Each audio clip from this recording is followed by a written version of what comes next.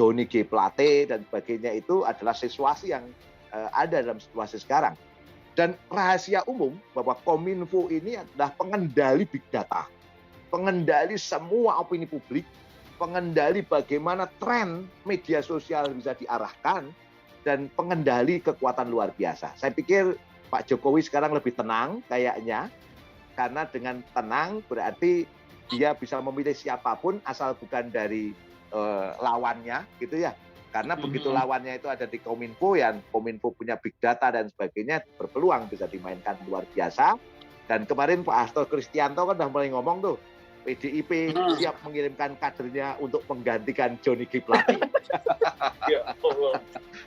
Ya orang kan akhirnya menduga, Rip. Iya, Ada Jaksa Agungnya M. Burhanuddin. Yang nangkep kan bukan KPK, yang nangkep Jaksa Agung, Kejaksaan. Ya, Jaksa Agungnya M. Burhanuddin.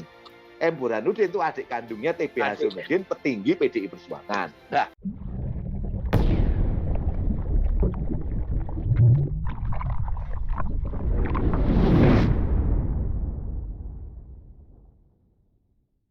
nih mungkin Bung Agung Wisnuwardana. Nah, kira-kira untuk rezim ini mudah-mudahan bukan totalitarisme, tapi kira-kira untuk menghentikan gejala-gejala yang kurang lebih arahnya akan ke sana, ini kira-kira apa langkah yang harus kita ambil sebagai masyarakat?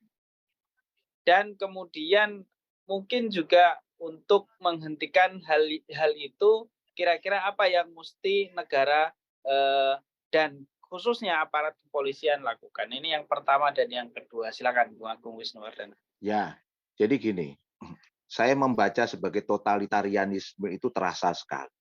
Bagaimana kekuatan-kekuatan formal negeri itu dikendalikan sedemikian rupa demi kepentingan kekuasaan. Misalnya yang formal jelas partai politik misalnya.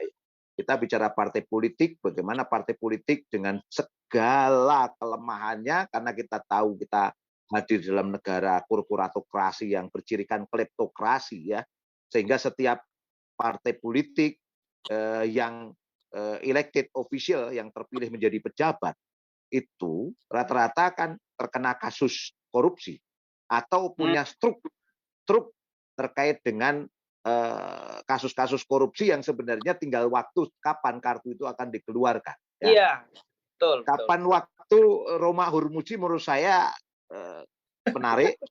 menarik dia mengungkapkan dalam sebuah diskusi di Total Politik, diskusi podcast ya, Total Politik, ingat saya dia mengatakan bahwa 99,9% elected official, pejabat-pejabat terpilih, pastikan lewat kalau legislatif berarti kan lewat partai politik.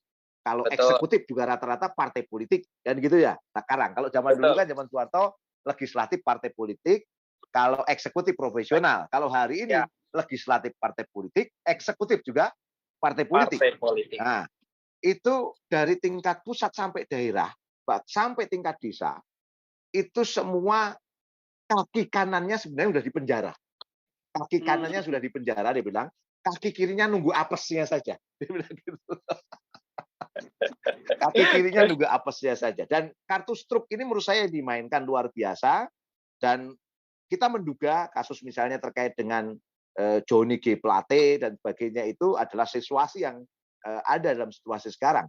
Dan rahasia umum bahwa Kominfo ini adalah pengendali big data, pengendali semua opini publik, pengendali bagaimana tren media sosial bisa diarahkan, dan pengendali kekuatan luar biasa. Saya pikir Pak Jokowi sekarang lebih tenang kayaknya, karena dengan tenang berarti dia bisa memilih siapapun asal bukan dari lawannya gitu ya. Karena begitu lawannya itu ada di Kominfo, yang Kominfo punya big data dan sebagainya, berpeluang bisa dimainkan luar biasa. Dan kemarin Pak Hasto Kristianto kan udah mulai ngomong tuh, PDIP siap mengirimkan kadernya untuk menggantikan Johnny G. Plate. Ya orang kan akhirnya menduga, Rip. Ada Jaksa Agungnya M. Burhanuddin. Yang nangkep kan bukan KPK, yang nangkep Jaksa Agung, Kejaksaan. Ya, Jaksa Agungnya M. Burhanuddin. M. Burhanuddin itu adik kandungnya TB Hasanuddin, petinggi PDI Perjuangan. Nah, Ya Banyak orang Allah. menduga dong, kalau kalau negara memainkan politik, masa rakyat nggak boleh menduga-duga dan membaca Iya, itu betul sebagai betul sebuah betul. situasi kan gitu ya. Nah, semua dikendalikan. Semua yang formal dikendalikan, termasuk kampus. Bagaimana kampus yang harusnya berpikir lebih independen, berpikir menara gading untuk bisa mengkritisi, itu rektornya untuk menjadi rektor sahamnya itu istilahnya, suara terbanyak itu dari pemerintah pusat, yaitu dari Menristek Dikti itu loh zaman dulu, untuk Iya. bisa menjadi rektor. Dan rektor akhirnya apa? Ya cium kayak kecucuk hidungnya, nggak bisa berbuat apa-apa seperti 98 gitu. Hari ini Masya Allah, saya nggak tahu. BEM UI menulis di tweetnya, di akun Twitternya, Jokowi alat partai politik, bukan Milik Jokowi milik partai Jokowi, politik, milik bukan milik rakyat. milik rakyat. 3 hari 4 hari berikutnya akun Twitternya di-ban. Kita Hapus, pun iya. jadi bertanya-tanya kan, siapa yang bisa nge-ban itu? Siapa yang Iya. bisa mengendalikan itu semua?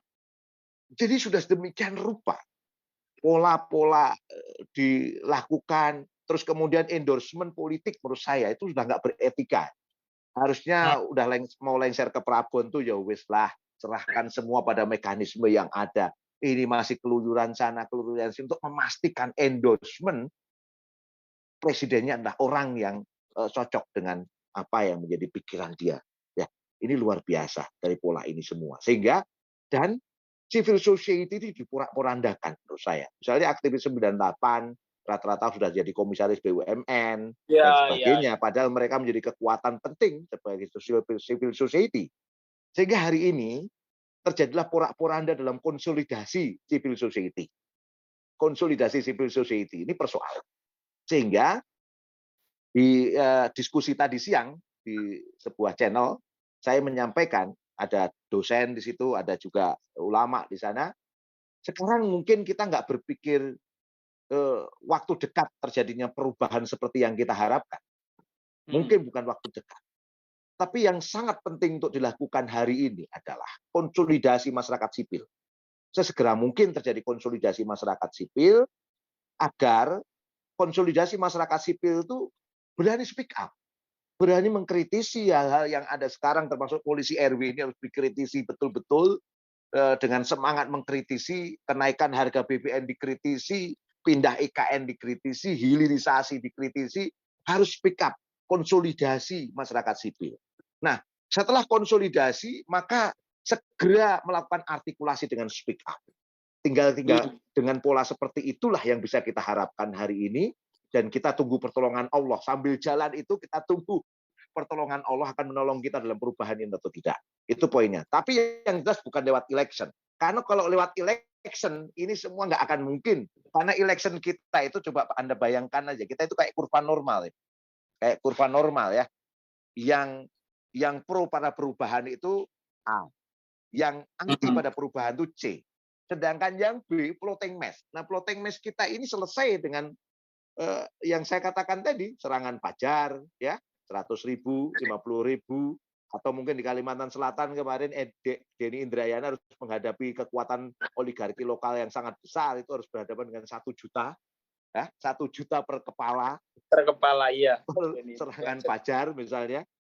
Itu selesai itu yang floating mass tadi. Coba Anda bisa bayangkan ketika kita masuk dalam election seperti sekarang, bukan perubahan yang terjadi, tapi mempertahankan kerusakan yang akan terjadi. Oleh karena itu, marilah kita bermain di masyarakat sipil saja, konsolidasi ulama, konsolidasi mahasiswa, konsolidasi intelektual, konsolidasi berbagai pihak, kumpulan orang-orang baik yang masih mau untuk perbaikan negeri ini ke depan.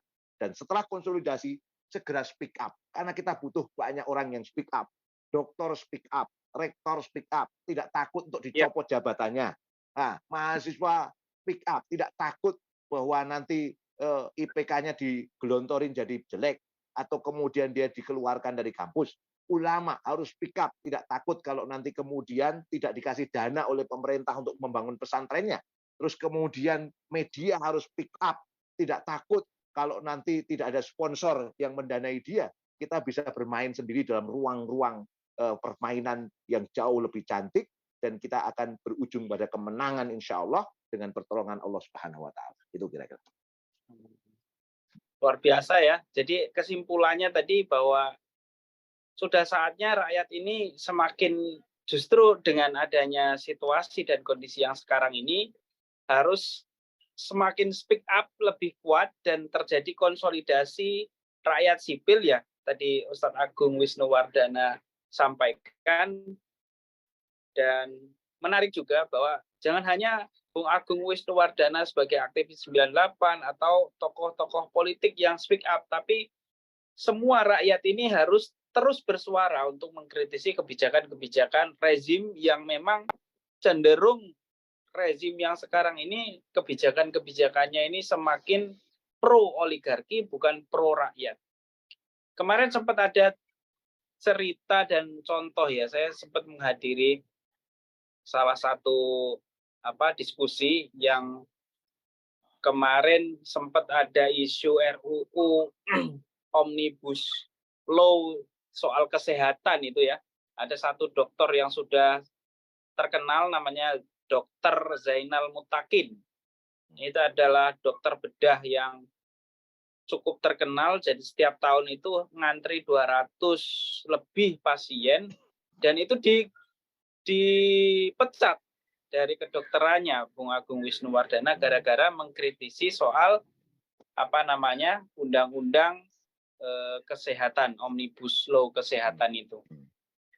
Nah, menurut saya ini sangat penting ya. Jadi bukan hanya politisi tapi dokter, dan dengan pemecatan itu bukan kemudian menghentikan dokter-dokter yang lain tidak speak up, tapi justru ada dokter Eva, ada dokter-dokter yang lain kemudian speak up, menyuarakan, mengkritisi undang-undang tersebut. Dan masih banyak yang lain, ada Denny Indrayana, dan harusnya ini menjadi pikiran kita bersama sebagai rakyat. Dengan adanya kebijakan-kebijakan rezim yang semakin lama semakin pro oligarki, ini saatnya ada perubahan di tengah-tengah masyarakat. Dan tentu perubahan itu adalah perubahan yang murni dari rakyat tanpa campur tangan juga dari oligarki. Dan seperti yang Ustadz Agung Wisnuwardana sering sampaikan di YouTube Justice Monitor dan di TikTok pribadinya, perubahan yang kita inginkan itu perubahan yang bersumber dari Allah Subhanahu wa Ta'ala. Perubahan yang bersumber dari Islam.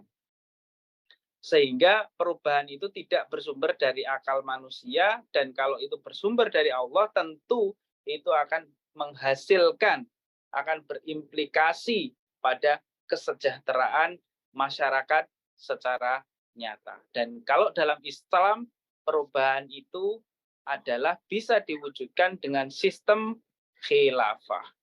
Nah, mungkin demikian diskusi kita pada malam hari ini, Bung Agung Wisnuwardana. Tapi sebelum kita tuntaskan, mungkin Bung Agung Wisnuwardana ingin memberikan closing statement lah ya terhadap diskusi ini. Baru setelah itu kita tutup acara Forum Indonesia Berkah. Silakan Bung Agung Wisnuwardana.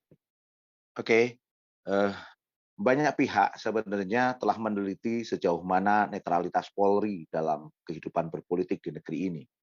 Bahkan ada tulisan dari penelitian yang dilakukan di UNAIR tentang duifungsi Polri.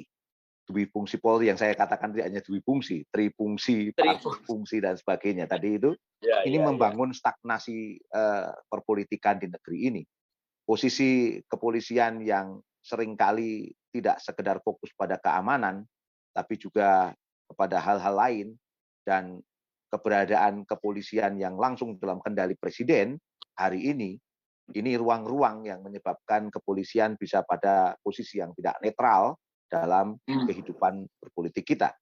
Tidak netral dalam dua perspektif, tidak netral terkait dengan tentu konteks umat Islam dalam perspektif apa yang sering disebut dengan radikalisme. Yang kedua adalah ketidaknetralan nanti dikhawatirkan terkait dengan election di negeri ini, terkait dengan pemilihan kekuasaan di negeri ini, yang ini malah akan menimbulkan polarisasi di tengah-tengah masyarakat. Saya berharap sekali bahwa kepolisian betul-betul back to basic, fokus pada keamanan, menjaga independensi, dan betul-betul hadir untuk rakyat, bukan untuk kepentingan kekuasaan. Gitu kira-kira. Baik, terima kasih Bung Agung Wisnuwardana. Dengan closing statement tadi juga berakhirlah acara diskusi kita pada malam hari ini.